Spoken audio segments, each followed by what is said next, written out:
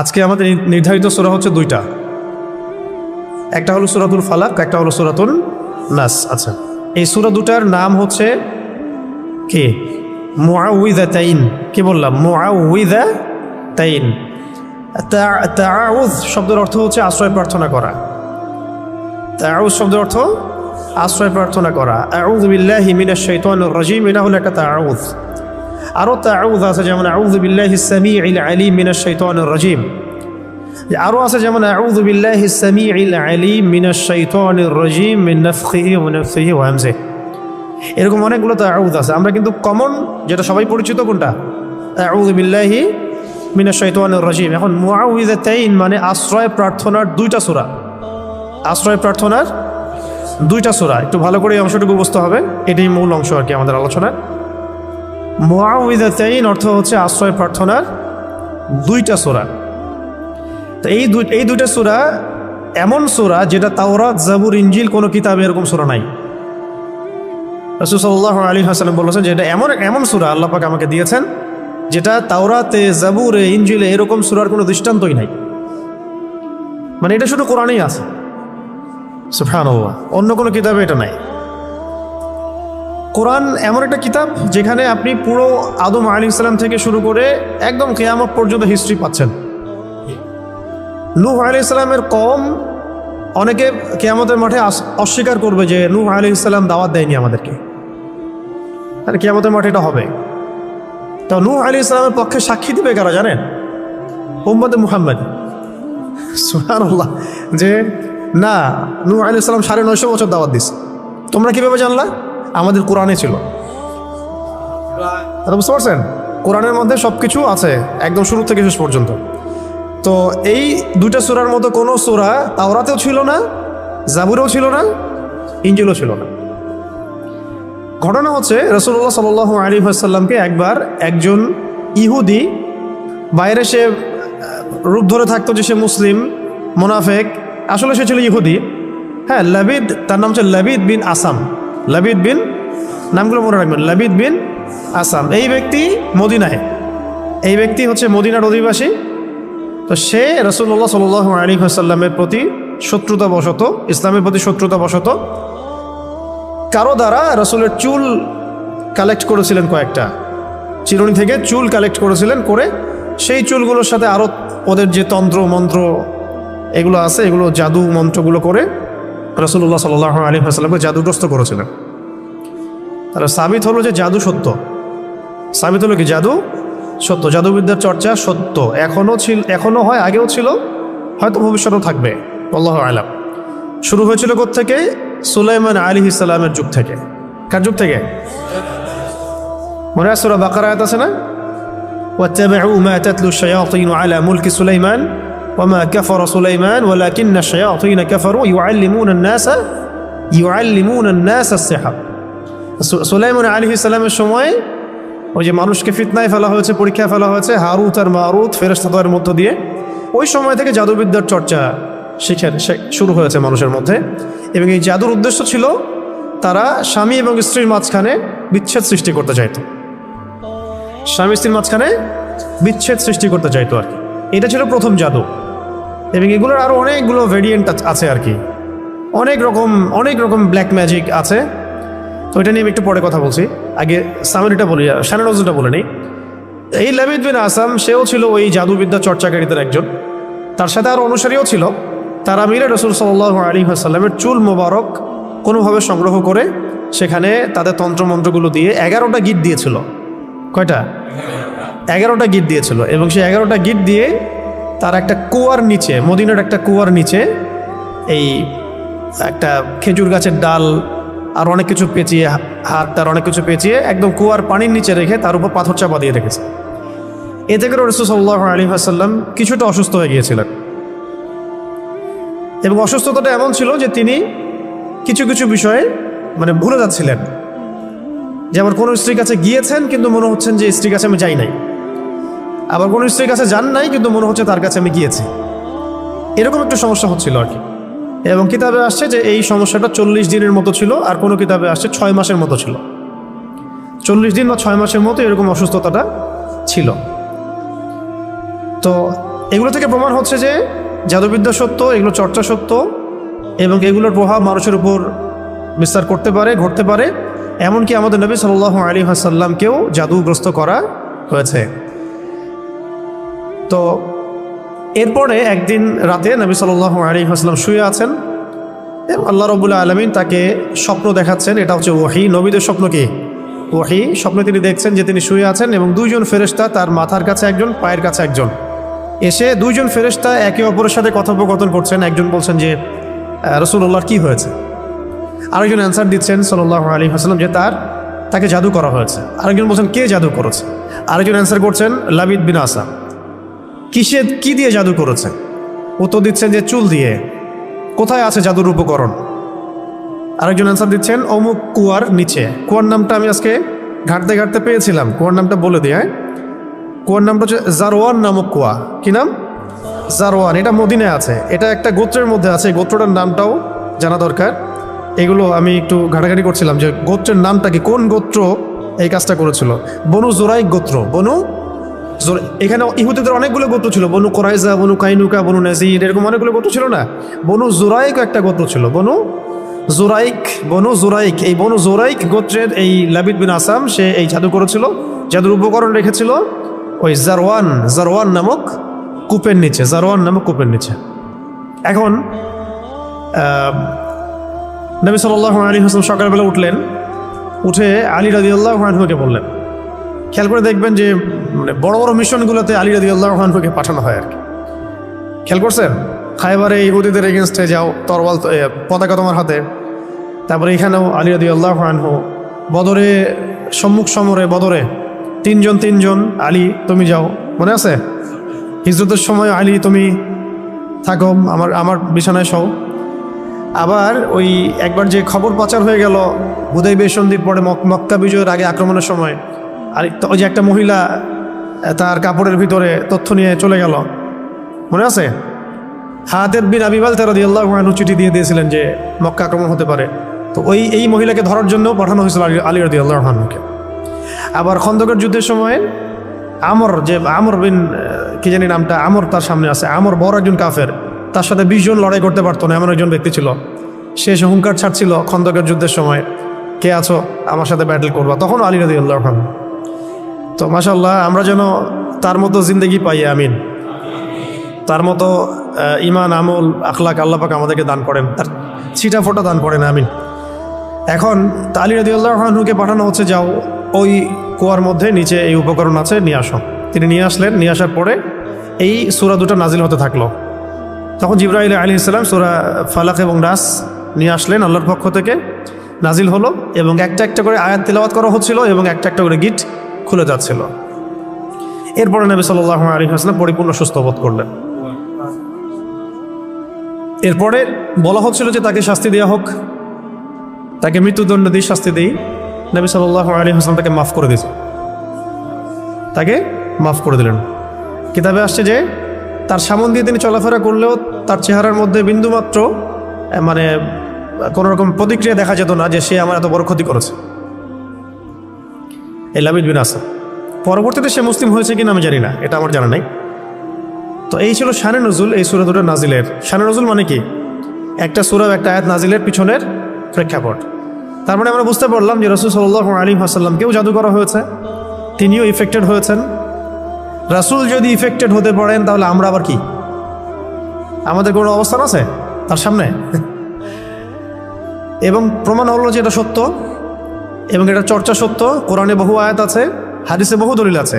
কিন্তু আপনি কি এই ঘটনাটা, আমি যে শানে নজুলটা বললাম, এই ঘটনাটা কি আপনি এখনকার মেডিকেল সায়েন্সকে বুঝাতে পারবেন? তারা কি এই ঘটনাটা বিশ্বাস করবে? বা সায়েন্টিফিক্যালি তারা কি এটাকে প্রমাণিত সাব্যস্ত করবে? আপনাকে বলবে আপনি সেকেলে মানুষ, এখনও কবিরাজ দেখায় বেড়ান, এখনও ওই কালে পড়ে আছেন। তো এখন এটা হচ্ছে একটা মানে ইন্টারনাল ব্লাইন্ডনেস, আমাদের আধ্যাত্মিক অন্ধত্ব আর কি, স্পিরিচুয়াল ব্লাইন্ডনেস। যে এই যুগের মানুষেরা, আমরা যারা এই যুগে বসবাস করি, আমরা আমাদের বাহ্যিক দৃষ্টির বাইরে কিছু বিশ্বাস করতে চাই না, তাই না? বাহ্যিক দৃষ্টির বাইরে আমরা কিছু বিশ্বাস করতে চাই না। আপনি মেডিকেল সায়েন্সের কাউকে এটা মনে হয় না বোঝাইতে পারবেন জাদু বলেও কিছু আছে। আপনি দেখবেন সব টেস্ট করেছেন, আপনি আপনার সুগার টেস্ট করেছেন, মানে ব্লাডের যত টেস্ট আছে করেছেন, আপনি ইসিজি করছেন, যা আছে ইটিটি করছেন, সব করছেন, কোনো রোগ ধরা পড়ে না, কিন্তু আপনি অসুস্থ। এমন বহু মানুষ সমাজে আছে, এখনও আছে, মেয়েদের মধ্যে অনেকে আছে, ছেলেদের মধ্যে অনেকে আছে। ঠিক আছে, পরে আমি কিছু বলছি যে কি এটার প্রতিকার হতে পারে এবং কি কাজ করলে এগুলোতে ইফেক্টেড হয় মানুষ আর কি, এবং কোন কোন কাজগুলো করলে আমরা বেঁচে থাকতে পারবো ইনশাআল্লাহ। তো আগে এটা বলে নিই যে এইগুলো কিন্তু আমাদের সমাজে ছড়িয়ে আছে দিন দিন, এবং আগের চাইতে এটার পরিমাণ কিন্তু অনেক বেশি, কিন্তু এগুলো আপনি কিন্তু মেডিকেল সায়েন্স দিয়ে এগুলো সমাধান করতে পারবেন না। সর্বোচ্চ আপনাকে তারা 3টার জায়গায় 4টা প্রশ্ন করলে আপনাকে একটা অ্যান্টি ডিপ্রেশন ওষুধ দিয়ে দিবে, খান আর ঘুমান। আপনি বেশি কথা বলতেছেন মানে আপনার সাইকোলজিক্যাল কোনো সমস্যা আছে, আপনি রিল্যাক্স করেন, রেস্ট করেন, ঘুমান। এগুলো যে সবাই মোটামুটি ফেস করে, আর যারা একটু ভালো অবস্থানে যায় তাদেরকে এগুলো বেশি ফেস করতে হয়। এটা গেলো শুধু সেহেরের কথা, এর সাথে আছে আইন মানে মানুষের চোখ লাগা, এবং হাসাদ এবং হিংসা। 3টা শব্দ বললাম, সেহের, আইন, হাসাদ। সেহের, আইন, হাসাদ। সেহের তো সেহের বুঝলেন, জাদু। আইন মানে মানুষের বদনজর। হ্যাঁ, এই যে অপলক দৃষ্টিতে তাকায় থাকেন, এটাতেও ক্ষতি আছে, এটাতেও ক্ষতি থাকতে পারে।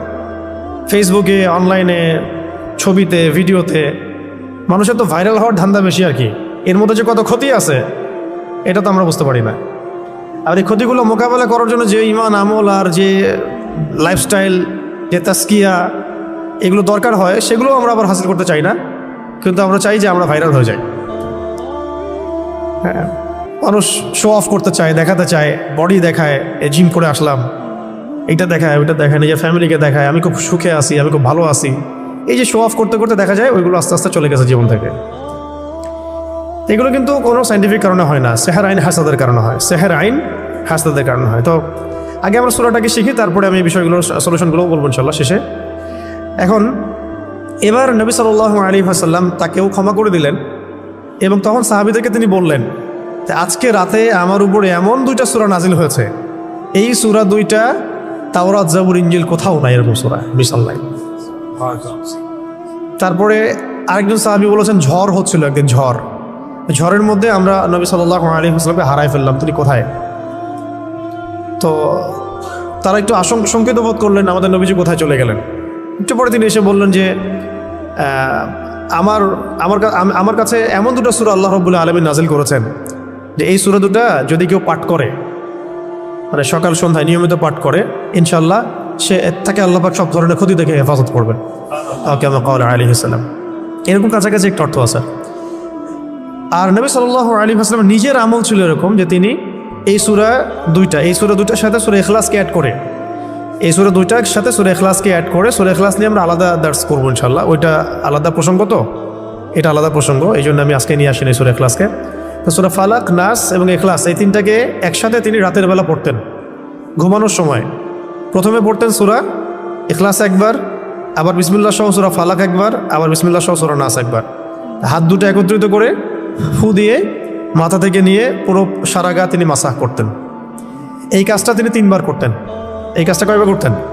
3বার করতেন। এছাড়াও তিনি পড়তেন সূরা আয়াতুল কুরসি পড়তেন, ওই তাসবিহে ফাতিমি তাসবিহ আমরা যেটা বলি, 33 বার সুবহানাল্লাহ, 33 বার আলহামদুলিল্লাহ, 34 বার আল্লাহু আকবার।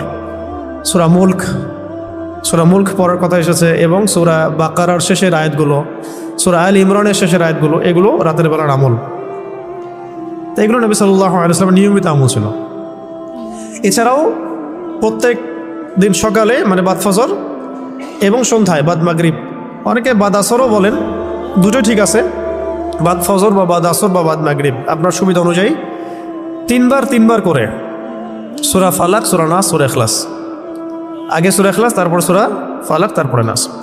এভাবে 3বার করে পড়লে ইনশাআল্লাহ তাআলা, ইনশাআল্লাহু আযজা ওয়া জাল ওই ব্যক্তিকে এই ধরনের কোনো সেহের, কোনো আইন, কোনো হাসাদ, কোনো ক্ষতি করতে পারবেন ইনশাআল্লাহ। একটা প্রশ্ন আসতে পারেন আপনাদের মধ্যে যে আল্লাহ নবী সাল্লাল্লাহু আলাইহি ওয়াসাল্লামকে কেন জাদু করা হলো? এটা অন্য সাহাবীর ক্ষেত্রে না কেন, স্বয়ং নবীকে কেন? কারণ ইহুদিরা নবীদেরকে হত্যা করা জাতি, ইহুদিরা নবীদেরকে হত্যা করার জাতি। এর আগে নবী সাল্লাল্লাহু আলাইহি ওয়াসাল্লামকে হত্যার অন্য চেষ্টা করা হয়েছে, তাকে তো মোটামুটি 15-16 বার হত্যার চেষ্টা করা হয়েছে, তার মধ্যে একবার বনু এই নাজির তাকে উপর থেকে পাথর ফেলে হত্যা করার চেষ্টা করেছিল। তারপরে খায়বারের সময় তাকে ওই বকরি রানের সাথে বিষ মিশিয়ে হত্যা করার চেষ্টা করা হয়েছে। বকরির রানের সামনের অংশের সাথে বিষ মিশিয়ে খেতে দেওয়া হয়েছিল। কোনো অবস্থায় যখন কোনো কাজ হচ্ছিল না, তখনই তারা এই অস্ত্র বেছে নেয়, দূর থেকে জাদু করা, হ্যাঁ, তন্ত্রমন্ত্র দিয়ে জাদু করা, যাতে সাপও মরে লাঠিও না ভাঙে। অনেকটা এমন বিষয় যে আপনার শত্রুকে আপনি চিনতেও পারবেন না, কিন্তু আপনি ক্ষতিগ্রস্ত হচ্ছেন। দেখবেন সম্পত্তি নিয়ে ক্যাচাল, তারপরে খুব পারিবারিক ক্যাচাল, কিন্তু সামনাসামনি আপনার সাথে লড়ার মতো তার সেই কলিজা নাই, কিন্তু পিছন থেকে কিন্তু আপনাকে জাদু করলে বা সেহের আইন হাসাতে গেলে তখন আপনি ক্ষতিগ্রস্ত হচ্ছেন, আপনি চিনতেও পারছেন না কে আপনার ক্ষতি করছে। এটা তো অদৃশ্যের জগৎ, আপনি দেখতে পাচ্ছেন না। ঠিক আছে, এখানে প্রাসঙ্গিক একটা কথা বলে দিই, যারা এই কাজগুলো করে তারা একটা পরম্পরা মেনটেন করে এই কাজগুলো করে। কারণ ইবলিসের হায়াত অনেক লম্বা, সে পৃথিবীর ইতিহাস জানে কখন কোথায় কি হয়েছে। সে ভবিষ্যৎ হয়তো জানে না, অতীত সে জানে যে কখন কোথায় কি হয়েছে। ইবলিসের বহু অনুসারী আছে এবং এগুলো সবাই জিন, এগুলো সবাই কি জিন।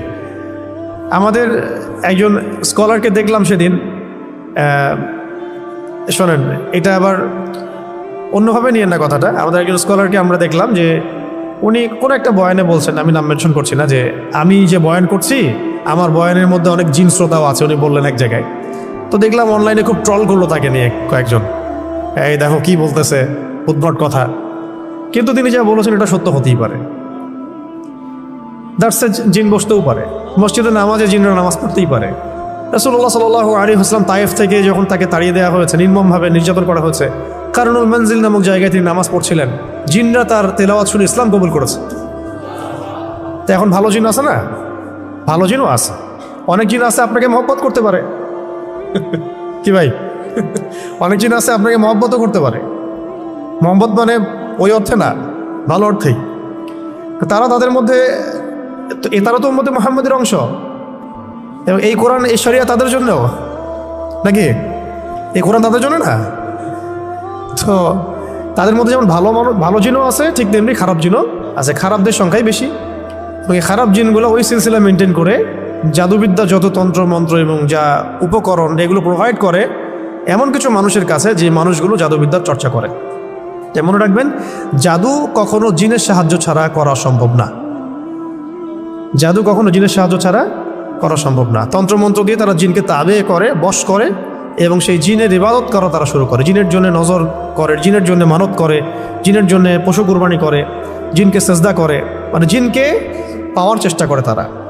এবং জিনদেরকে আল্লাহ পাক কিছু ক্ষমতা দিয়েছেন, যে ক্ষমতাগুলো একটু এক্সট্রাঅর্ডিনারি আমাদের চাইতে।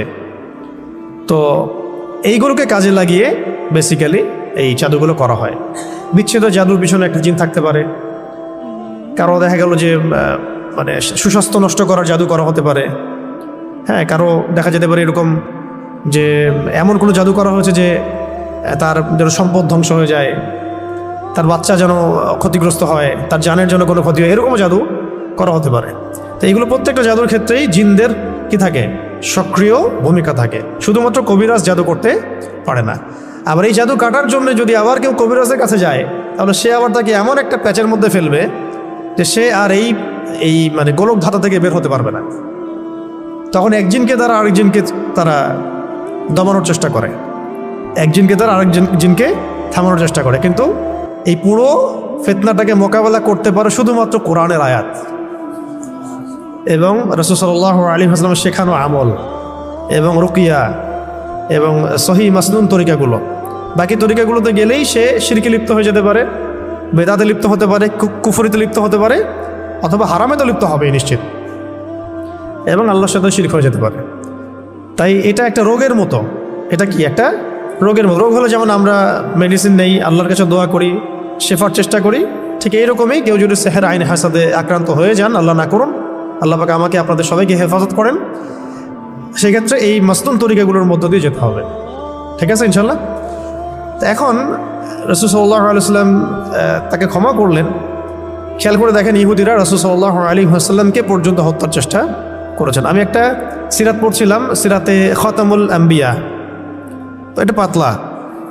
এর সাথে একটা সিরাত আছে আমাদের এখানে সিরাত নবী রহমত নবী রহমত বইটা সৈয়দ আবুল হাসান আলী নবী রহমতুল্লাহ আলাইহি লেখা।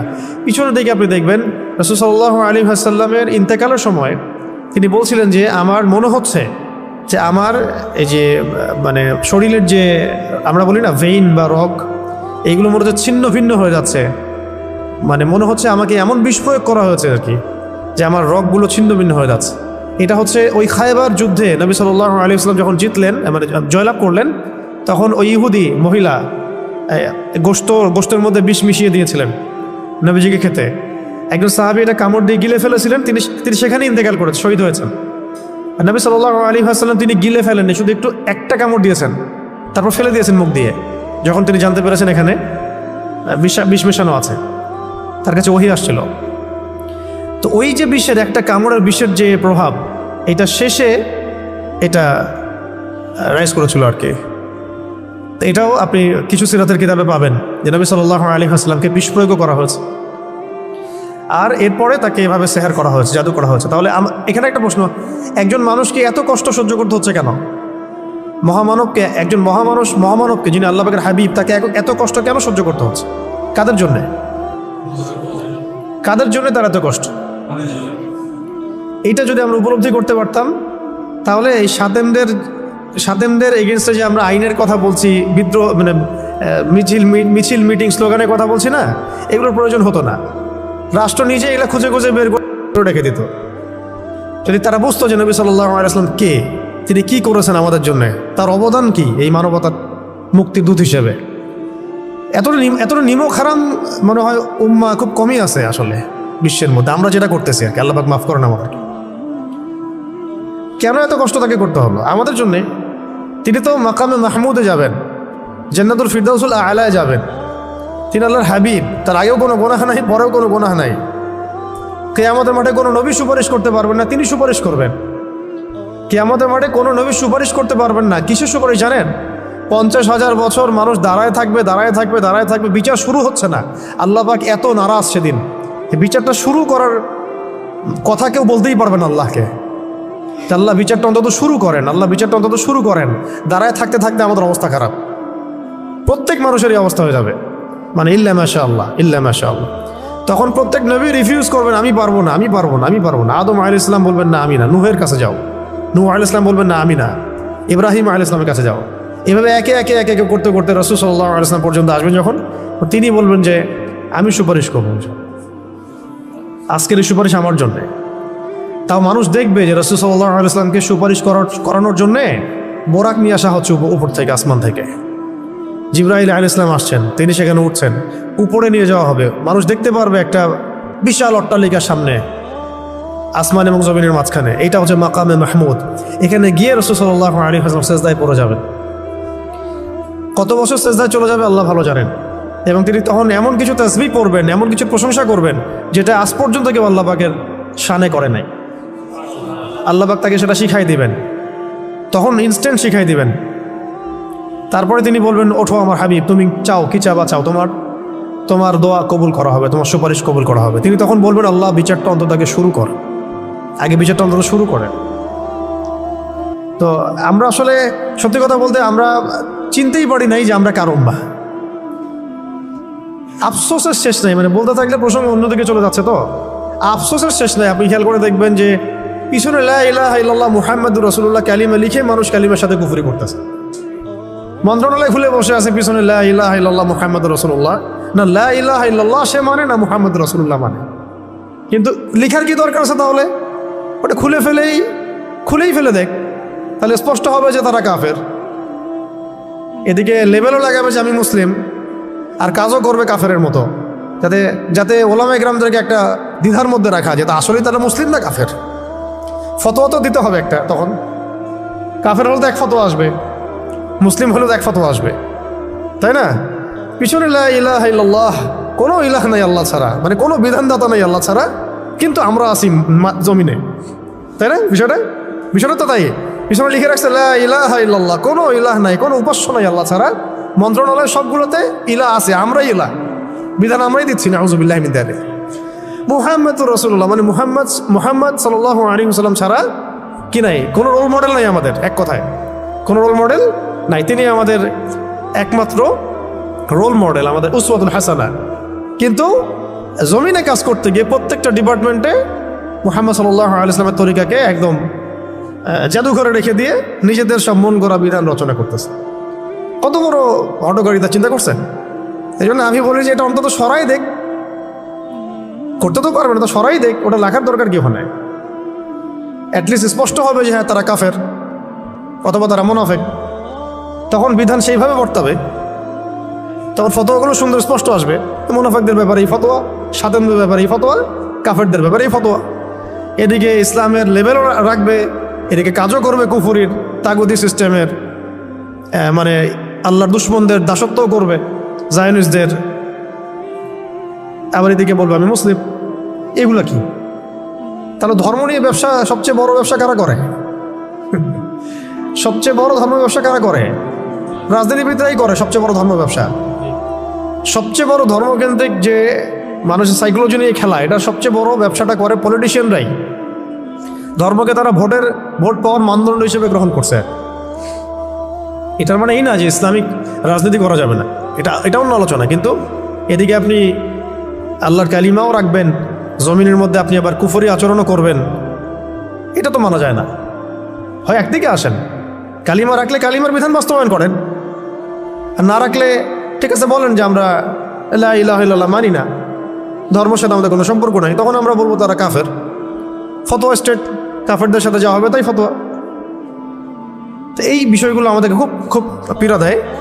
তো যাই হোক, অনেক বেশি হয়তো বলে ফেললাম, আল্লাহ মাফ করেন। এখন এই জায়গায় একটা বিষয় আমাদেরকে বুঝতে হবে, এই পয়েন্টটা ভালো করে বোঝেন। এখান থেকে আপনি মানে আগে থেকে প্রোটেক্টেড থাকতে হবে এই সমস্যাগুলো থেকে। সেহের আইন হাসানের কথা বলছে, তারপরে আমি অনুবাদ করে সংক্ষিপ্ত তাফসীর করে শেষ করছি। সেহের আইন হাসান থেকে আপনি ট্যাবলেট খেয়ে আপনি বাঁচতে পারবেন না, ঠিক আছে?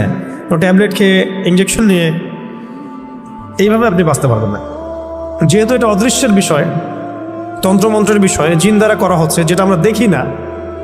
একটা তো আমি দেখি বা আমি পরীক্ষা নিরীক্ষা করে বুঝতে পারছি যে আমার এখানে এই ভাইরাস ঢুকেছে, আমি ট্রিটমেন্ট করতে পারছি, কিন্তু আপনি এটা দেখতে পারবেন না। কিন্তু আপনি ইফেক্টেড হয়ে গেলে অসুস্থতা ফিল করবেন। তাই এটা সবচেয়ে বড় মানে সমাধান হচ্ছে আগে থেকে নিজেকে সুরক্ষিত রাখা। কিভাবে আগে থেকে আমরা নিজেকে সুরক্ষিত রাখতে পারি? এক নাম্বার পয়েন্টগুলো খুব ভালো করে মনে রাখতে হবে। এক নাম্বার হচ্ছে দৈনন্দিন ফরজ ওয়াজিবকে ছাড়া যাবে না। অনেক দিনই বোন দেখা যায় বলে যে আমাদের এই সমস্যা হয়েছে, কিন্তু এদিকে সে পর্দা করে না। তো পর্দা না করলে আপনার তো সমস্যা হবেই, হইতেই পারে। যেখানে রাসূল সাল্লাল্লাহু আলাইহি ওয়াসাল্লামকে আল্লাহ রাব্বুল আলামিন এই পরীক্ষায় ফেলেছেন আমাদের জন্য, যাতে আমরা এই সূরাগুলো পেয়ে যাই। যদি সেদিন রাসূল সাল্লাল্লাহু আলাইহি ওয়াসাল্লাম এভাবে ইফেক্টেড না হতেন, তাহলে এই সূরাগুলো আমরা কোন মাধ্যমে পেতাম? তাই না?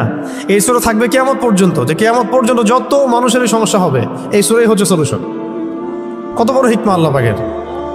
আল্লাহ পাক তার প্রিয় মানুষদেরকে কষ্ট দিয়ে আমাদের কত বড় উপকার করেছেন, তাই না? আল্লাহ রাব্বুল আলামিন তার প্রিয় বান্দাদের পরীক্ষা নেন বেশি, তাই না? আর আল্লাহ পাকের সবচেয়ে প্রিয় বান্দা কে? মুহাম্মদ সাল্লাল্লাহু আলাইহি ওয়াসাল্লাম। তাকে পরীক্ষা নেওয়া হয়েছে সবচেয়ে বেশি। কেন নেওয়া হয়েছে? আমাদের জন্যে, যাতে আমরা এগুলো পাই। তিনি তো জান্নাতুল ফিরদৌসে যাচ্ছেন। আপনারা তার সম্পর্কে হাদিসগুলো পড়তে থাকেন, দেখবেন নিজেকে আপনি আসলে মেলাতে পারবেন না যে আপনি আমি কোন সমাজে বাস করতেছে। কারোর মধ্যে কি সামান্য এই চেতনাবোধটুকু কাজ করতেছে না যে সে রাসূল সাল্লাল্লাহু আলাইহি ওয়াসাল্লামের উম্মাহ? এমন একটা অবস্থা হচ্ছে, দেখেন এটা নর্মালাইজ হয়ে যাচ্ছে দিন দিন, যে রাসূলকে তো গালি দেয়ই মানুষ, নাউযুবিল্লাহি মিন যালিক। দেখছেন খেয়াল করে? আগে একটা গালি দিলে তখন সবাই একসাথে প্রতিবাদ করত। আস্তে আস্তে আস্তে ব্যাপারটাকে নর্মালাইজ করা হয়ে গেল। ঠিক যেমন রিবা, সুদ প্রথম দিকে যখন চালু হয়েছে তখন মানুষ এটাকে খুব প্রতিবাদ করেছে আর কি। আস্তে আস্তে এমন নর্মাল হলো তো পুরো ওয়াজিব হয়ে গেছে এখন, নাউযুবিল্লাহি মিন যালিক। আপনারা দেখে নিয়েন, সিমিলারলি এখন এলজিবিটি নিয়ে যত কথা হচ্ছে, এগুলো এক পর্যায়ে আল্লাহ না করুক নর্মাল হয়ে যেতে পারে। হ্যাঁ, এখন তো অনেকেই প্রতিবাদ করছেন, সমাবেশ হচ্ছে, না এটা খারাপ, এটা খারাপ। আস্তে আস্তে দেখবেন মানুষের নর্মাল করে ফেলছে। সমকামিতা নিয়ে কথা হলো না মাঝখানে, প্রথম দিকে মারাত্মক প্রতিক্রিয়া দেখা গেল। এখন দেখেন কিন্তু সমকামিতার হার বেড়ে গেছে, বহুত বহুত বেড়ে গেছে। এটা নর্মাল হয়ে যাচ্ছে আস্তে আস্তে। আমরা একটা জেনারেশন যার একটা কোর একটা মানে এনভায়রনমেন্টের মধ্যে থাকি। আপনি আপনার দিনই ভাইদের সাথে মেশেন, বোনদের সাথে মেশে, আমরা কিন্তু জানি না আসলে বাইরের ওয়ার্ল্ডে কি হচ্ছে। বাইরের ওয়ার্ল্ড যে কত বাজে অবস্থা চলে গেছে, এটা আপনি এখান থেকে একটু বেরোলে বুঝতে পারবেন। ওই ওয়ার্ল্ডগুলোর কিছু মানুষের সাথে মিশলে বুঝতে পারবেন কোন জায়গায় চলে গেছে দুনিয়া এখন। আরও আছে ব্যাপার, এই যে এখন একটা ইস্যু আসছে, ওই পশ্চিমাদের মানবাধিকার সোকল্ড, ওদের বানানো শব্দ সোকল্ড মানবাধিকার অফিস। এখন প্রতিবাদ হচ্ছে, কিছু কথা হচ্ছে, দেখবেন যদি প্রতিষ্ঠা হয়ে যায় নর্মাল হয়ে যাবে আস্তে আস্তে। এইরকম মানবাধিকার ওদের ফিলিস্তিনে নাই, মানবাধিকার কমিশন সে খুলতে পারে না, হ্যাঁ, ইয়েমেনে খুলতে পারে না। যে জাতি আপনার আমার নবীকে হত্যা করার চেষ্টা করতে পারে, যে জাতি চুক্তি ভঙ্গ করে নবীর সাথে, যে জাতি এর আগে জাকারিয়া আলাইহিস সালামকে হত্যা করেছে, হ্যাঁ, যে জাতি এর আগে ইয়াহইয়া আলাইহিস সালামকে হত্যা করেছে, যে জাতি মুসা আলাইহিস সালামকে কষ্ট দিয়েছে, ঈসা ইবনে মারইয়ামকে হত্যার চেষ্টা করেছে, যে জাতি মুহাম্মদ সাল্লাল্লাহু আলাইহি ওয়াসাল্লামকে উপর থেকে পাথর ফেলে হত্যার চেষ্টা করেছে, ঠিক আছে, বনু কুরাইজা, বনু কাইনুকা, বনু নাজির চুক্তি ভঙ্গ করেছে, যে জাতি খায়বারে আমাদের সাথে লড়াই করেছে, যে জাতি আমাদের নবীজিকে বিষপান করানোর চেষ্টা করেছে, আর যে জাতি আমাদের নবীকে সেহর পর্যন্ত করেছে, এই জাতির সাথে কি কোনো রকমের আপনি শান্তি চুক্তি করতে পারবেন? সেই জাতি এবং তার অনুসারীরাই আজকে গাজা করেছে। তা আমরা আমাদের শত্রু থেকে চিনতে পারছি না। শুধু সে একা না, তার সাথে যত রকমের আরবের মুনাফেক আছে এরাও আমাদের শত্রু। তার সাথে যত পশ্চিমারা আতাত করেছে এরাও আমাদের স্পষ্ট শত্রু। তার আন্ডারে যত মানে সংগঠন আছে যারা ওদের হয়ে কাজ করে, এরা প্রত্যেকে আমাদের শত্রু।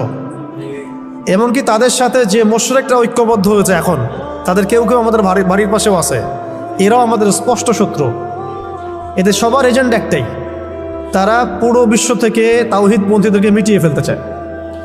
মুহাম্মদ সাল্লাল্লাহু আলাইহি ওয়াসাল্লামের মানে সঠিক এবং দৃঢ় অনুসারীদেরকে তারা ধ্বংস করতে চায়, ইমানদারদেরকে তারা হত্যা করতে চায়। এটা হচ্ছে তাদের মূল মিশন, এবং এগুলোর মধ্য দিয়ে তারা বিশ্বকে শাসন করতে চায়। তবে তাদের এই স্বপ্নটা কখনোই বাস্তবায়িত হবে না ইনশাআল্লাহ। কারণ ঠিক এই মুহররম মাসের আশুরায় এটার দলিল আছে মওজুদ।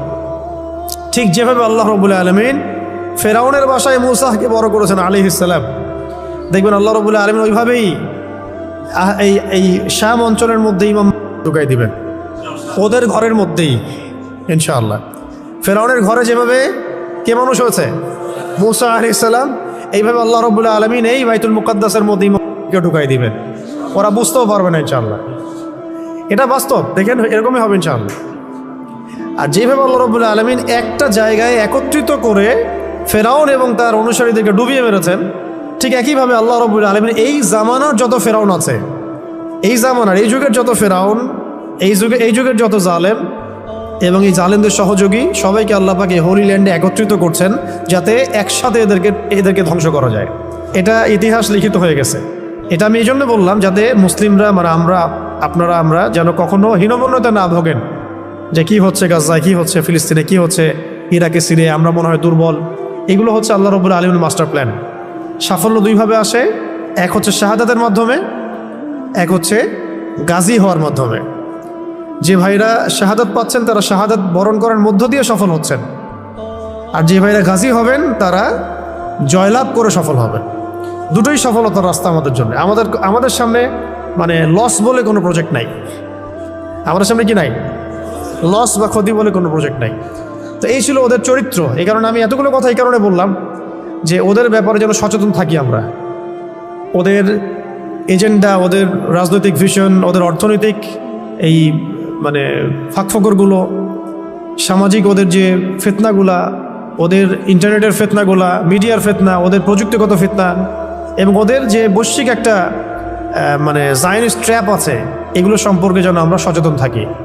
কোনো অবস্থায় যেন এগুলোতে পা না দেই, কারণ তারা আমাদের নবীকে পর্যন্ত ছাড়ে নাই। এটা মনে রাখবেন, যে আপনার নবীকে ছাড়ে না সে আপনাকে ছাড়বে কীভাবে? যে আপনার নবীকে ছাড়ে নাই সে আপনাকে ছাড়বে? আল্লাহ রাব্বুল আলামিন তখন নাজিল করলেন সূরা ফালাক এবং নাস। আল্লাহ পাক, আমি এখন অনুবাদ করে দিচ্ছি, আপনারা যেন এটা অনুবাদ জানা থাকলে নামাজে আপনি পড়ার সময় মনোযোগটা বেশি পাবেন। আল্লাহ পাক প্রথমে বলছেন কুল, হে নবী আপনি বলুন। মুখস্থ আছে না সবার? আল্লাহ পাক বলছেন কুল, হে নবী আপনি পড়ুন। কি পড়ুন? আপনি পড়ুন আউযু বিরাব্বিল ফালাক, আউযু বিরাব্বিল ফালাক। আউযু মানে আমি আশ্রয় প্রার্থনা করছি, কুল মানে বলুন, আউযু মানে আমি আশ্রয় প্রার্থনা করছি, বিরব্বি মানে রবের নিকটে, বিরব্বি মানে রবের নিকটে, আল ফালাক মানে হচ্ছে সকাল, আল ফালাক মানে সকাল। একটা আগে ওয়ার্ড বাই ওয়ার্ড শিখেন। কুল মানে বলুন, কুল মানে আউযু মানে আমি আশ্রয় প্রার্থনা করছি, এক বচন। আউযু মানে আমি আশ্রয় প্রার্থনা করছি, আর নাউযু মানে আমরা আশ্রয় প্রার্থনা করছি, বিরব্বি রবের নিকটে, আল ফালাক মানে সকাল। আপনি বলুন হে নবী আমি সকালের রবের নিকটে আশ্রয় প্রার্থনা করছি। সকালের রব কেন বলা হচ্ছে? সমস্ত অন্ধকার দূর করে দেয় কি? সকাল। ঠিক তেমনি সমস্ত বিপদ আপদ বলা মুসিবতের সমস্ত অন্ধকার কে দূর করবেন? আল্লাহ পাক বলছেন এখানে রব্বিল ফালাক, সকালের রব, প্রভাতের রব। তো ইনশাআল্লাহ এই উম্মারও প্রভাত সামনে আসবে ইনশাআল্লাহ, এই সমস্ত অন্ধকার কেটে যাবে। কার হুকুমে? রব্বিল ফালাক। এই জন্য আমরা বলবো কুল আউযু বিরাব্বিল ফালাক, আমি সকালের রবের কাছে আশ্রয় প্রার্থনা করছি, প্রভাতের রবের নিকটে আশ্রয় প্রার্থনা করছি। কি থেকে? মিন শাররি মা খালাক। মিন মানে হতে বা থেকে, শার মানে হলো ক্ষতি, শার মানে ক্ষতি, মা মানে যা কিছু, মা মানে যত কিছু, আর খালাকা মানে তিনি সৃষ্টি করেছেন, খালাকা মানে তিনি সৃষ্টি করেছেন। তাহলে তিনি যত কিছু সৃষ্টি করেছেন সমস্ত সৃষ্টির ক্ষতি থেকে আমি আল্লাহর কাছে আশ্রয় প্রার্থনা করছি। মানে আল্লাহ মানে সকালের রবের কাছে আশ্রয় প্রার্থনা করছি। এই একটা সেন্টেন্সের মধ্যে সব পড়ে গেছে, আপনার সেহের, আপনার আইন, আপনার হাসাদ, হ্যাঁ, যত রকমের রোগ ব্যাধি, বিপদ আপদ বালা মুসিবত সব পড়ে গেছে। এই জন্য একটা হাদিসে আসছে, কেউ যদি কোনো স্থানে অবতরণ করে, তাহলে আপনি এখানে বসে আছেন বা বাসায় গেলেন বা যে কোনো জায়গায় গেলেন এবং নেমেই বললেন বা ওখানে থাকতে থাকতে বললেন যে আউযু বিকালিমাতিল্লাহি তাম্মাতি মিন শাররি মা খালাক। আউযু মানে আমি আশ্রয় প্রার্থনা করছি, বিকালিমাতিল্লাহি তাম্মাতি মানে আল্লাহ পাকের সমস্ত পরিপূর্ণ কালিমাগুলোর মাধ্যমে। আল্লাহ পাকের যত পরিপূর্ণ কালিমাগুলো আছে, বাক্যগুলো আছে, এগুলোর সংখ্যা কত হবে আমরা তো জানি না, ইনফিনিটিভ। কত কালিমা আল্লাহ পাকের আছে না? আমরা তো জানিও না, জানি অল্প কিছু। এই সমস্ত কালিমাগুলোর মাধ্যমে আমি আল্লাহর কাছে আশ্রয় প্রার্থনা করছি মিন শাররি মা খালাক, তিনি যা কিছু সৃষ্টি করেছেন সব কিছুর ক্ষতি থেকে, মানুষের ক্ষতি, জিনের ক্ষতি, ঠিক আছে, তারপরে জালেম বাদশার ক্ষতি, ঠিক আছে, রাতের অন্ধকারের ক্ষতি, জাদুর ক্ষতি, সেহের, আইন, হাসাদের ক্ষতি, জটিল রোগ ব্যাধির ক্ষতি, মহামারীর ক্ষতি, কত ক্ষতি হিসেব করা যাবে? শেষ করা যাবে? যত রকম ক্ষতি আছে সমস্ত ক্ষতি থেকে আমি আল্লাহর কাছে আশ্রয় প্রার্থনা করছি। এটা যদি কেউ পড়ে, কোনো জায়গায় পড়ে, রাসূল সাল্লাল্লাহু আলাইহি ওয়াসাল্লাম বলছেন ওখান থেকে যাওয়ার আগ পর্যন্ত কোনো কিছু তাকে কোনো ক্ষতি করতে পারবে না, আকস্মিক তার কোনো বিপদ আপদ হবে না ইনশাআল্লাহ। ঠিক আছে, এই দোয়াটা মুখস্থ করবেন, আউযু বিকালিমাতিল্লাহি তাম্মাতি মিন শাররি মা খালাক, আউযু বিকালিমাতিল্লাহি তাম্মাতি মিন শাররি মা খালাক। অনেক স্ট্রং একটা দোয়া, সকালে 3 বার পড়তে পারেন, সন্ধ্যায় 3 বার পড়তে পারেন, এছাড়াও যখন ইচ্ছা তখন পড়তে পারেন। অনেকে বাচ্চাদের ব্যাপারে আমাদের কাছে বলেন দোয়া করেন হুজুর, ঝাড়ফুঁক দেন, ঠিক আছে, আপনি নিজেই করবেন। আউযু বিকালিমাতিল্লাহি তাম্মাতি না বলে বলবেন উঈযুকা। যদি আপনার একটা ছেলে হয় তাহলে বলবেন উঈযুকা, যদি একটা মেয়ে হয় তাহলে বলবেন উঈযুকি, আর যদি একটা ছেলে একটা মেয়ে হয় বলবেন উঈযুকুমা, আর যদি অনেকগুলো বাচ্চাকে একসাথে ঝাড়ফুঁক করতে চান বলবেন উঈযুকুম। 4টা ক্ষেত্র বললাম, ঠিক আছে। একটা ছেলে হলে কি বলবেন? উঈযুকা বিকালিমাতিল্লাহি তাম্মাতি মিন শাররি মা খালাক, দিয়ে ফু দিয়ে দিবেন। একটা মেয়ে আছে আপনার, একজন মেয়ে আসছে, বলবেন উঈযুকি বিকালিমাতিল্লাহি তাম্মাতি মিন শাররি মা খালাক। একটা ছেলে একটা মেয়ে বসে আছে আপনার, বলুন উঈযুকুমা বিকালিমাতিল্লাহি তাম্মাতি মিন শাররি মা খালাক, ফু দিয়ে দিবেন। ইমাম হাসান এবং হুসাইন রাদিয়াল্লাহু আনহুমা তারা নবী সাল্লাল্লাহু আলাইহি ওয়াসাল্লামের কাছে আসতেন, খেলাধুলা করতেন, ঘাড়ে উঠতেন, পায়ে বসতেন, কোলে বসতেন, তিনি আদর করে বলতেন উঈযুকুমা বিকালিমাতিল্লাহি তাম্মাতি মিন শাররি মা খালাক, ফু দিয়ে দিতেন। এগুলো মাসনুন তরিকা, এগুলো করলে বাচ্চা দেখবেন যে ভালো আছে, সুস্থ আছে, ভালো আছে, নিরাপদে আছে, আল্লাহ পাক ফেরেশতা দিয়ে হেফাজত করাবেন ইনশাআল্লাহ। ঠিক আছে, এখন এটা একটা। আরও দোয়া আছে, অনেক দোয়া আছে, ওগুলো এক বৈঠকে বললে মনে রাখতে পারবেন না। এই যে একটা কিতাব আছে হিসনুল মুসলিম, এটা বাসায় রাখতে পারেন। আর একটা আছে হিসনে হাসিন, এটাও সুন্দর, মাশাআল্লাহ, চমৎকার, এটা রাখতে পারেন। এগুলোর মধ্য দিয়ে এগুলো শিখতে পারবেন ইনশাআল্লাহ। তো আমরা শিখলাম যে কুল আউযু বিরাব্বিল ফালাক মানে বলুন হে নবী আমি আশ্রয় প্রার্থনা করছি প্রভাতের রবের কাছে, মিন শাররি মা খালাক, সমস্ত তিনি যা কিছু সৃষ্টি করেছেন তার